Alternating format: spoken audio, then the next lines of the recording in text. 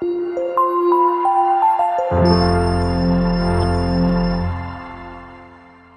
question, top surface of a raised platform is in the shape of a regular octagon as shown in the figure. Find the area of the octagonal surface.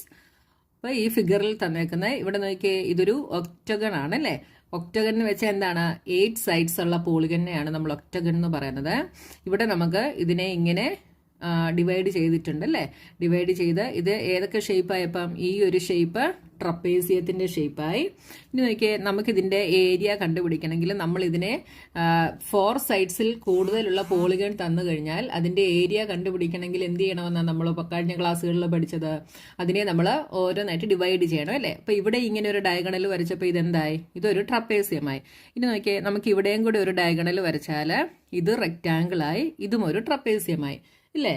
അപ്പോൾ നോക്കിയേ, ഇവിടെ നമ്മളോട് regular octagon എന്ന് പറഞ്ഞിട്ടുണ്ട്. അപ്പം നിങ്ങൾക്ക് തന്നിരിക്കുന്ന question നിങ്ങൾ ശ്രദ്ധിച്ച് നോക്കണം. റെഗുലർ ഒക്ടഗൺ എന്ന് തന്നിട്ടുണ്ടെങ്കിൽ അതിന്റെ മീനിങ് ഇതിന്റെ എല്ലാ സൈഡ്സും ഈക്വൽ ആയിരിക്കും എന്നാണ് കേട്ടോ. അപ്പം ഞാനിവിടെ വരച്ചത് കൊണ്ട് പ്രശ്നം കൊണ്ടാണ് ഈ 2 ട്രപ്പേസിയം തമ്മിൽ വലിപ്പത്തിൽ വ്യത്യാസം തോന്നുന്നത് കേട്ടോ. അപ്പൊ നമുക്കിവിടെ റെഗുലർ ഒക്ടഗൺ എന്ന് പറഞ്ഞിട്ടുണ്ട്. അപ്പോൾ എന്താണ്? ഇതെല്ലാം ഇതിന്റെ എല്ലാ സൈഡും എന്താണ്? ഈക്വൽ മെഷർമെന്റ് ആയിരിക്കും. അതാണ് റെഗുലർ ഒക്ടഗൺ എന്ന് പറഞ്ഞാൽ. അപ്പം നമ്മൾ ഇവിടെ ഇങ്ങനെ ഇതിനെ ഡിവൈഡ് ചെയ്യുമ്പോൾ നമുക്ക് ഇവിടെ കിട്ടുന്ന ഈ ട്രപ്പേസിയവും സെയിം മെഷർമെന്റിലുള്ളതായിരിക്കും കേട്ടോ. അപ്പൊ ഇതിന്റെ ഈ ഹൈറ്റ് എന്ന് പറയുന്നത് എന്തായിരിക്കും? 4 മീറ്റർ തന്നെയായിരിക്കും.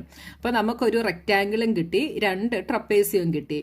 ഇനി ഈ ഒക്ടഗണൽ സർഫേസിന്റെ ഏരിയ കണ്ടുപിടിക്കണമെങ്കിൽ നമ്മൾ എന്ത് ചെയ്താൽ മതി? ഈ റെക്റ്റാങ്കിളിന്റെ ഏരിയ കണ്ടുപിടിക്കണം. പിന്നെ എന്ത് കണ്ടുപിടിക്കണം? ഈ ട്രപ്പേസിയത്തിന്റെ ഏരിയ കണ്ടുപിടിക്കണം. ഇവിടെ നമുക്ക് ഈ മെഷർമെന്റ് തന്നിട്ടുണ്ട്. This is 5 metre.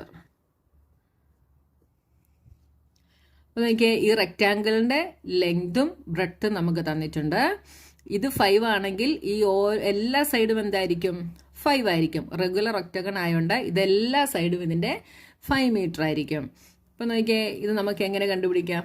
അപ്പോൾ ഇതിന്റെ ഏരിയ കണ്ടുപിടിക്കണമെങ്കിൽ നമ്മൾ ഈ റെക്റ്റാങ്കിളിന്റെ area plus area of trapezium, ഈ 2 ട്രപ്പേസിയത്തിന്റെ ഏരിയയും ഈ റെക്റ്റാങ്കിളിന്റെ ഏരിയയും കൂടെ നമ്മൾ ആഡ് ചെയ്ത് കഴിഞ്ഞാൽ ഈ ഒക്ടഗണൽ സർഫേസിന്റെ ഏരിയ നമുക്ക് കിട്ടും. അപ്പോൾ നമുക്കിത് എങ്ങനെ ചെയ്യാം? ഫസ്റ്റ് സ്റ്റെപ്പ് എന്തെഴുതാം? Area of octagonal surface is equal to എന്തൊക്കെയാണ്? Area of rectangle plus 2 trapezium shape ഉണ്ട് അല്ലേ. അപ്പൊ 2 into area of trapezium is equal to area of rectangle. Area of rectangle എന്താണ്?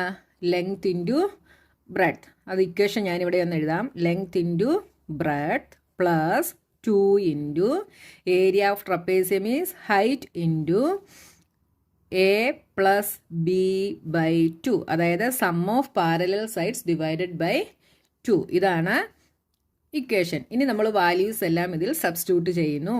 അപ്പോൾ റെക്റ്റാങ്കിളിൻ്റെ ലെങ്ത് എന്താണ്? 11 metre. 11 into breadth is 5 plus 2 into height ഇവിടെ പറഞ്ഞിട്ടുണ്ട് എത്രയാണ്? 4 ഇൻറ്റു എ പ്ലസ് ബി. എയും ബിയും എന്താണ്? ഈ ട്രപ്പേസിയത്തിന്റെ പാരലൽ സൈഡ്സിന്റെ ലെങ്ത് ആണ് എയും ബിയും. അപ്പൊ ഇതൊരു സൈഡ്, ഇതൊരു സൈഡ്. ഈ 2 സൈഡ്സും പാരലലാണ്. അതേപോലെ ഇവിടെ ഈ 2 സൈഡ്സും പാരലലാണ്. ഇത് 5 ആണെങ്കിൽ ഇതെല്ലാം എന്താണെന്ന് ഞാൻ പറഞ്ഞു?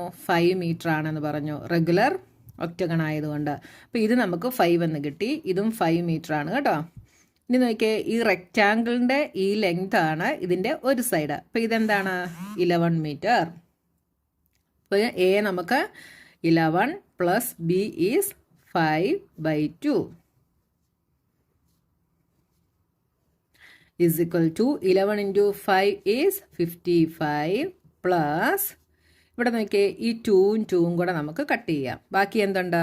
4 into 11 plus 5 is 16 is equal to 55 plus 64 is equal to 119 meter square.